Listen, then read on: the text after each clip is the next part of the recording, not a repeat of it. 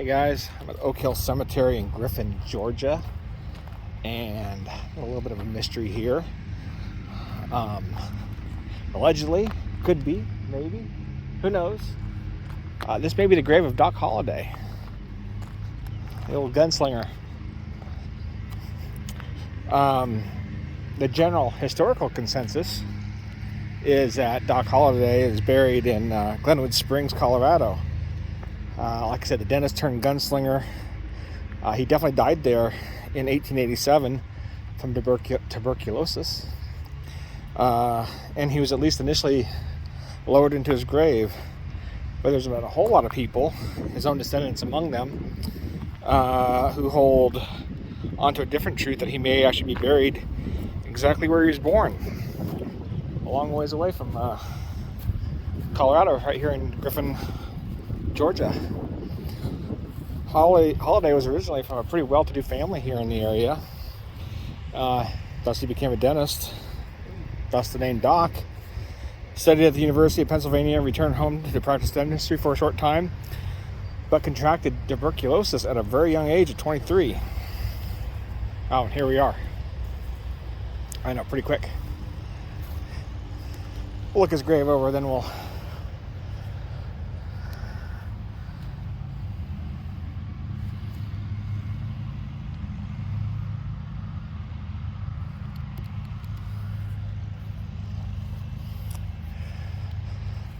have a historical marker here. This is lot 11. You can still pause that to read it if you want.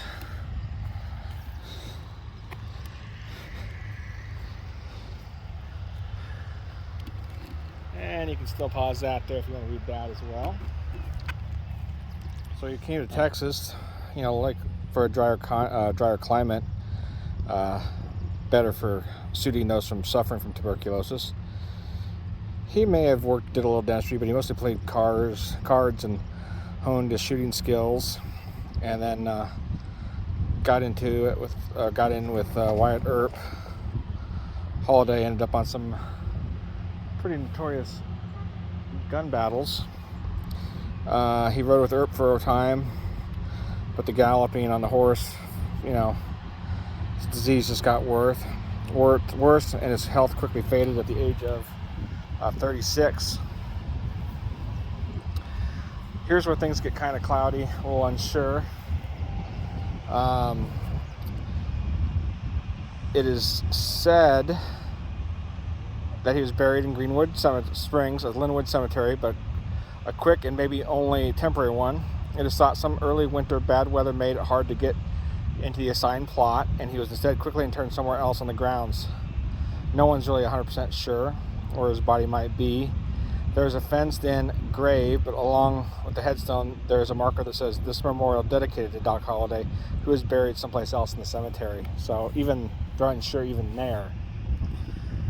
Coming back here to Griffin, they claim he's alongside his father, both in unmarked graves in Oak Hill Cemetery, where all the other Hollidays are buried. The theory is, despite this outlaw reputation and estrangement, as the only son of a traditional Southern family, they quickly and quietly made arrangements for the body to be brought back to Georgia. Given his reputation for growing fame as a kind of a Wild West folk hero, they left his grave unmarked so it wouldn't be disturbed. To support the idea of a father and son side-by-side burial, it is true that no marked grave of his father can be found in Linwood or anywhere else, even though he was a wealthy landowner and one-time mayor of a local community along the Georgia-Florida line.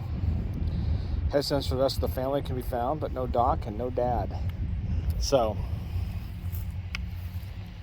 we can assume it's someplace. Again, most people seem to indicate that slab right there, but it could be something unmarked in here, or over in this area here, or right in this area here. It could be unmarked, but very interesting. Everybody's trying to lay claim to the final resting place of Doc Holliday.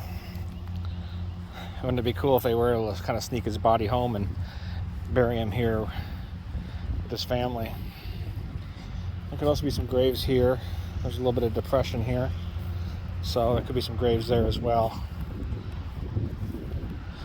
Unknown. So there you go, guys. The maybe maybe not grave of Doc Holliday,